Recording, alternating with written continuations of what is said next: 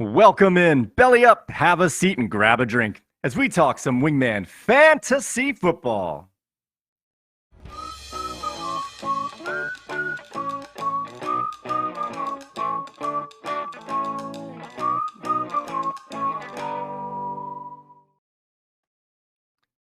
Welcome into another edition of Wingman Fantasy Football, the League Podcast. I am your host, Michael Furley, and as always, I'd like to thank all of you, or any of you who may be watching or listening to today's show. This is episode 77, week 14, ins and outs, and this is our very first live stream of the League Podcast. So I want to thank all you guys who are out there watching us live, and it looks like it's just my wife so far. With that being said, guys, before we get any further along, let's make sure that everybody is in the room. Wingmen assemble! All right, this is the final week of the regular season of the fantasy football season, and we have the playoff push is live and well, as we have three teams who have secured their playoff berths for the playoffs. We have two teams that have been eliminated, and we have five teams fighting for our last two spots. Before we get into how that's going to occur, let's see who's in or out, who's hurt or not in this week's Actives Inactives. Let's start with our teams that are on bye this week. We have the Arizona Cardinals and the Washington Commanders are both on bye this week, which means there's no Kyler Murray, no James Conner, no Sam Howell, or no Terry McLaurin. As for other players, this is in our IR section. We have Josh Palmer, whose 21-day window was opened, has not been activated quite yet, so he's going to miss another game. Also, we have Darren Waller, also on the IR, is not going to be activated for this week. However, we have Tyrod Taylor, New York Giants quarterback, is going to be activated this week, but he's going to remain the backup as the Penguin, Tommy DeVito, is going to get the start for the Giants on Monday night against the Green Bay Packers. Also, we have Dawson Knox, Buffalo tight end, has been activated for this week's game. Activated. All right, as for now for players that are going to be out today. Pardon me one moment there. All right, so Taysom Hill is inactive today, as is his teammate Rashid Shaheed for the New Orleans Saints. Isaiah Pacheco is out for the Kansas City Chiefs. Christian Watson is not going to play for the Green Bay Packers. Elijah Mitchell is listed as doubtful and most likely going to be out as they have 4 o'clock game. And Jonathan Taylor is also out this week. For players that are questionable, we have Geno Smith is questionable with a groin injury. He is going to test his groin out during the pregame warmups to see if he's able to play. And Aaron Jones is also questionable for Monday night, and that's going to affect the lineup for Katie's King George, but she has the backup plan in A.J. Dillon. As for players that are going to play today, Trevor Lawrence is active, although hobbled on a bum ankle, but he's going to play against the Browns today. Zach Charbonnet and Kenneth Walker for the Seattle Seahawks are both going to play today, which means they're going to split time, which makes that not very good for Team B's last chance to get a win this season. Zay Jones is going to play today, I think. Joe Flacco is going to get the start for the Cleveland Browns. And Justin Jefferson, I just love this sound so much, is going to play today as he is officially been activated.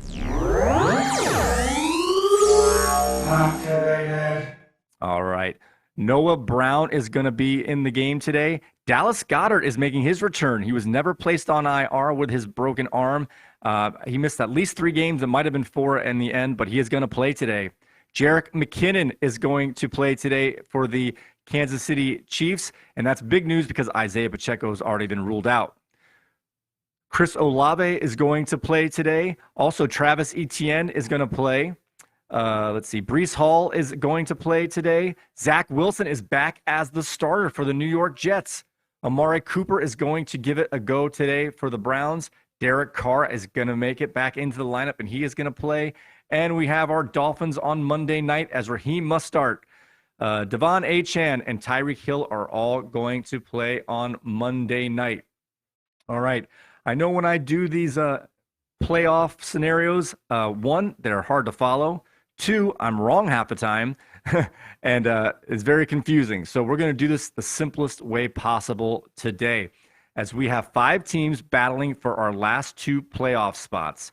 And we're going to tell you what's up for grabs today. Let's start with for a couple teams that have actually already clinched their playoff berth.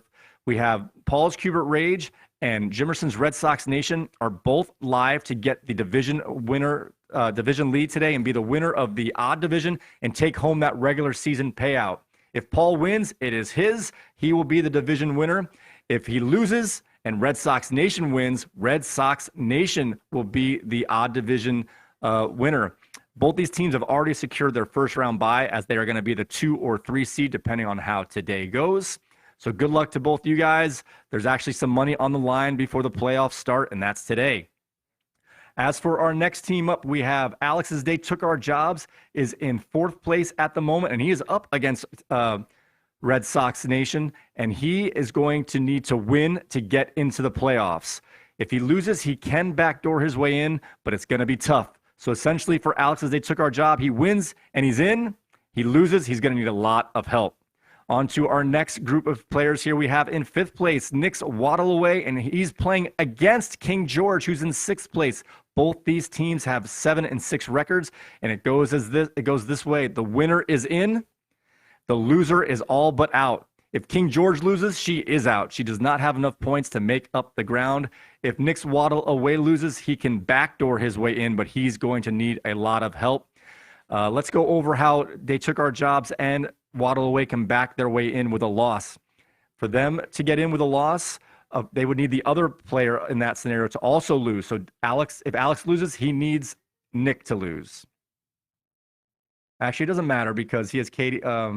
One of those teams is going to lose. So actually, so for Alex, if he loses, he would need Corey to lose and Reggie's Lion Eyes to lose, or if Reggie wins, to not outscore Alex by 20 points. As for Waddle Away, he's in a similar fashion. If he loses today, he will need Alex to lose. He will need Corey to lose. He will need Reggie to lose, or not have Reggie outscore him by 16.5 points. So there's a way to get in there, but you're going to need 4 things to happen to get into the playoffs, those guys. So just take care of business and you're in. On to our next guy here. We have Corey's Mac Daddy 2s. Congratulations to you, sir. You know what I'm referring to. Corey's Mac Daddy 2s is at 6-7, and he can get in today, but he does need a little bit of help. If he wins and Alex loses, he is in, because Mac Daddy 2s is by far way ahead in points of all these guys. So if he can get a tie at 7-7, he will win the tiebreaker with points. So he needs Alex to lose and him to win, and he is in. For Reggie's Lion Eyes to make it, he will need to win. He will need Alex to lose, and then he will need Corey to lose, and he will need to outscore Alex by 20 points, and King George to lose. On the chance that Waddle Away does make the loss, he would also have to outscore Waddle Away by 16.5 points. So it was still just as confusing, hopefully a little clearer. Let's just go over this one more time in the simplest ways without the points and all the other stuff. For Alex, you win, you're in. You lose, you're most likely out. Katie's King George, you win, you're in. You lose, you're out. Nick's Waddle Away, you win, you're in. You lose, you're most likely out. Corey's Mac Daddy 2s, you have to win and you need Alex to lose. Reggie, you have to win. You need Corey and Alex and Nick to win, and you need to outscore Alex by 20 points. All right, guys. I would like to bring in a guest into our very first live stream here. I want to welcome in Mr. Jimmerson, a.k.a. Red Sox Nation. Welcome in our first guest to our live stream today, Mr. Jimmerson, a.k.a. Red Sox Nation. Good morning to you, sir. How are you doing today? Pretty good, Mr. Commish. How you doing today? I'm doing great. Thank you. You excited? You got a lot to play for today? You got a chance to get in the money on the regular season payout? Yeah. Today's going to be a big day, right? We got big matchups. A lot of movement can happen. And I'm looking for a Paul loss so I can slide into the division winner and take home some dollars. There you go. Yep, you're going to need Paul to lose, and you are going to have to win. That's the only scenario for you to win the division, but it's right there in front of you. And like I said earlier, I was looking at the projections here, and right now you're you're down, but only by 1.5. And Paul's Cuba Rage is down by about 1.5 as well. So it's very close projection wise. But as we know, projections are pretty much meaningless. Exactly. Although we all look at them, right? We all want to have that better, higher projection going into the game. I set my lineups based on that power ranking. Absolutely. And That's how I make critical decisions. Yeah, exactly. All right, so we have 5 teams fighting for 2 playoff spots today. So you're not worrying about making the playoffs, as with your win last week and your 3-game winning streak, you have clinched the playoff spot. But we have a lot of managers who are going to be sweating throughout the weekend. Yeah, it's nice to have already clinched a spot, knowing I get the bye next week no matter what.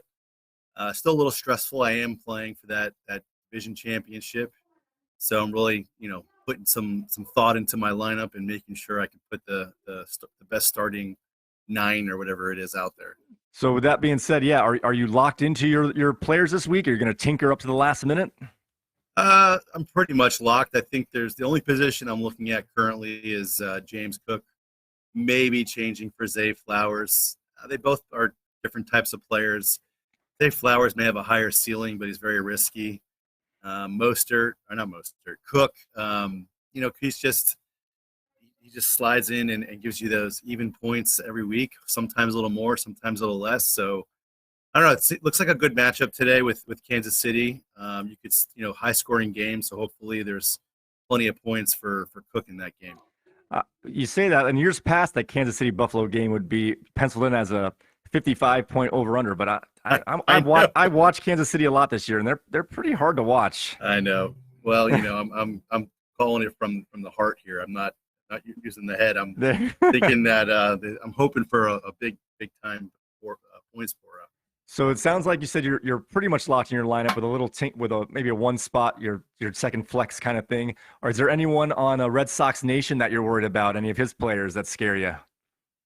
Oh, you mean Paul's team? No, what did I say? Oh, my players. You're playing. No, sorry, I misspoke. You're playing against Alex. They took our jobs as team. Oh, Alex, sorry. No, that's my fault. Yep.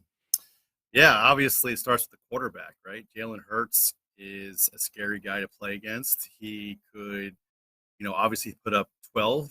The Dallas defense is pretty good, and he can also put up 50. So, 3 tush-push touchdowns, and I'm done. So yeah, exactly. He's one of those guys. He's one of those guys that you just want to survive. You can keep him under 23 points. You feel like, all right, that's not the difference maker today. Yeah, he's got Cooper Kupp. Tough matchup against Baltimore. Alvin Kamara can scare me a little bit. I mean, not a little bit. He's playing Carolina today, right? So right. That's a pretty good matchup for him. So we'll see. I got a lot of guys going into Monday night, so I always like that last minute push for points at the end there. So we'll see how that goes. That's one of Bernie's big tips, is to have as many players as you have going as late as possible, so you have the hope, keep that hope alive. And honestly, I would say there's been as many, if not more, comebacks on Monday night than holdoffs this year. Yeah. Well, look, I got 2 Dolphin players playing Monday night, and with that offense, and they're playing at home. I mean, Hill and Mostert could each score 2 touchdowns each in that game. So even if I'm down by 30, 35, it's not over by any means. Oh, I have Jordan Love going Monday night too, by the way. So my quarterback's also going that night.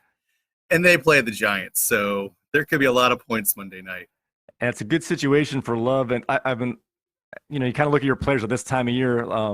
It's almost a good thing that Jalen Hurts, that the Eagles lost last week, because it means Jalen Hurts is going to have to play, for Alex, that is anyway. He's going to have to play in more meaningful games later into the season. You'd hate for those guys to start resting players as they get into the later playoffs for us. Absolutely. Yeah, no, I play in another league. I have Jalen Hurts as my quarterback. So when they lost, I was like, good, that means he has meaningful games coming up. I know I got a bunch of Niners, and I'm like, that 3-game losing streak was actually pretty darn good, because everything's in front of them, but they've got to pretty much win out and hope for some help. So they're going to go for it. Exactly. So I think you were telling me before that you're going to be at the Dolphins game on Monday night. So you're going to see this in person. I have tickets to the Dolphin game Monday night, actually field passes. So I'll be down by the field, but I'll get to witness my hopefully championship run in action. So are you going to slip a little note to Mike McDaniel, say, get Mostert one more? Totally. Absolutely. Exactly. Keep beating Hill. And that's another good thing about just situationals for the season. Like with Hill going for this 2,000 yards and having it in front of him, they're gonna. I mean, obviously anything can happen with just the way the game goes, but like if he needs 60 more yards to kind of keep him on pace, they're going to try to get it to him. They're going to throw him 2 more passes they may not have otherwise. Let me ask you a question. What's your strategy with Derrick Henry this week? So no, at the moment I'm not.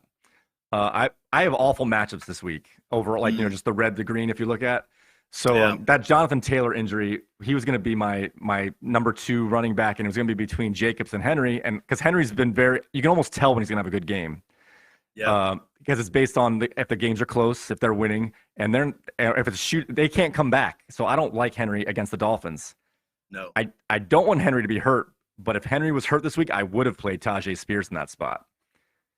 Yeah. Because he plays when they're down, and without Henry, he would play when they're tied. And I don't think he has the touchdown potential that they give Henry the ball a lot inside the 10, but he could take a screen for 25 yards any one of those times in a game where they're throwing all day long. Right. Yeah, I don't think it's a good matchup too. That's why I was asking. And then once they get down, they're going to be throwing a lot. Exactly. So I was looking for a way to not play him, but I was going back and forth once he got healthy. But if he was out, it was definitely going to be Spears. And then with I like Javonte Williams. I've been trying to get him in, and every time I play him, he has kind of an 8-point game. But Samaje Perine supposedly is banged up, although he's going to play. So I'm hoping that will take some of that pressure off of other backs getting work, and they're playing the Chargers. So this might be that one random Javonte Williams 30-point. I'm not expecting 30 points, but if he's going to get it, this would be the one to do it. It's the Broncos. Who knows? It's Russell Wilson. Who knows? Well, that's the other thing. I was not this week. So I'm debating on playing for defense Miami, who's been great, because Tennessee Levis can make mistakes because he's rookie, but he's been playing enough, so I don't think he's a smash play. But I have the Browns, who haven't been good lately, but they're playing against Jacksonville with a banged up Trevor Lawrence. So he's either going to be a statue. I don't know. I'm kind of back and forth with that one myself. I'm not, even though he's probably going to play, I'm not a big fan of playing Jaguars today. We'll see. But going back to defense, I don't know if you noticed, but I'm actually not playing the Dallas defense. I did notice that, yes. Yes, especially after our little, a little experiment there and having to put him back on your lineup. I was like, oh, he actually is playing him. I guess he did need him. I listened to your podcast. I took your advice. I tried it. Didn't work, but sorry, it was worth a shot. That's part of my strategy, is to sabotage all the other managers, tell you things that don't work. It's okay. It may end up working out for me because Team B picked up Jarrett McKinnon, and that was the guy I was going after. So hopefully he does well in his lineup against Paul's team. Get me that L over there. Would you have considered playing McKinnon, or was this kind of a block move? I don't know. I might have considered it. It would have been a decision between McKinnon and Cook. Right. I do like McKinnon last year towards the end of the season. Oh, yeah. Was a target monster, scored a bunch of touchdowns. We're getting into that area, especially with Pacheco hurt, where McKinnon could play that role again. So I was really surprised to see him there on Friday still. I thought he was going to be gone by then. Every time we have one of these guys get picked up, usually by Team B, I'm like, oh, I thought that guy was already on someone. Because usually they're on Team B's roster 6 weeks ago. I just assume they're still there. Exactly. And And Edwards-Helaire got picked up last night or whatever it was. Yep. They were both out there. I just didn't want to. There was really no one I wanted to drop. Right. But once I heard the little trick with the kicker and the IR, I was going to try it. But yeah. And it's like clockwork with Kansas City. It used to be Damian Williams for 2 or 3 years, and now it's been McKinnon. That once it comes to, I don't know if it starts this week or in 2 weeks, but about this time towards the playoffs, they just go to their guy who doesn't get any work all year, and they just and they just ride him out. And those guys are superstars generally in the NFL playoffs. Exactly. But you might get some work in the fantasy playoffs as well for those type of players. Watch, McKinnon will drop 26 today. Well, that's what you want. I don't know if he's in his lineup, Team B, but I don't know. Team B, if you're out there, take a look. He's probably going to drop 26 today. All right, man. Well, I appreciate you helping me out on our very first live stream of Wingman Fantasy Football, the League podcast.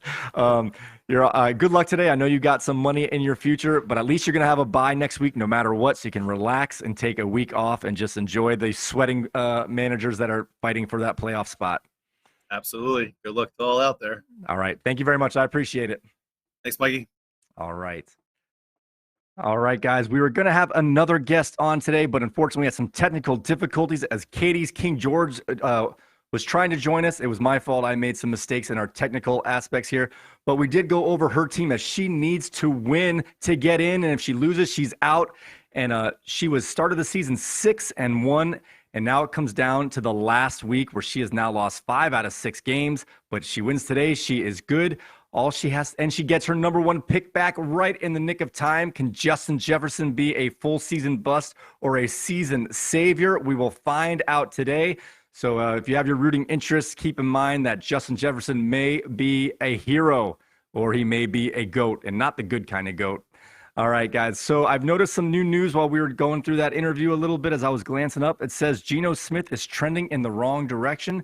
And the reason I know this is that we have gone as I went to the game day page. So let's check out wingmanentertainment.net/game day and go ahead. This is where I go to get all my news, guys. I swear to God, I built this so I don't have to go to other places. So if you go to this site here, you can find it by the top tabs up here are different sections of Wingman Entertainment. So our podcasts are in this gray section right here, podcasts, and then our poker for those who play poker, but Wingman Entertainment game day right there. And when you go to this page, you can link right to your Yahoo page with this purple trophy over here. On the left side has news. On the right side has Twitter feeds from Adam Schefter and Ian Rappaport. But here's the big time addition we made about 3 to 4 weeks ago, maybe a little longer than that. The inactive list, and it populates right when they are placed in. So at about 11:35, 11:40, depending if the game starts at 1:05 or 1:15, they're right in here. So you can double check who's in and who's out right there. Also further down in this page, there's comments if you want to leave something, more Twitter feeds on the right side. And you can check all the weather. These are all weather tiles. So I'm looking here. I see a cold game in Kansas City, but no wind. It said it was going to be bad weather today. The only place I would look at would be New York. In New York, says it's relatively nice, at least for right now. So I don't see any weather problems. But go to Wingman Entertainment /game day to get your up to the minute information and check and double check those who's active and inactive today.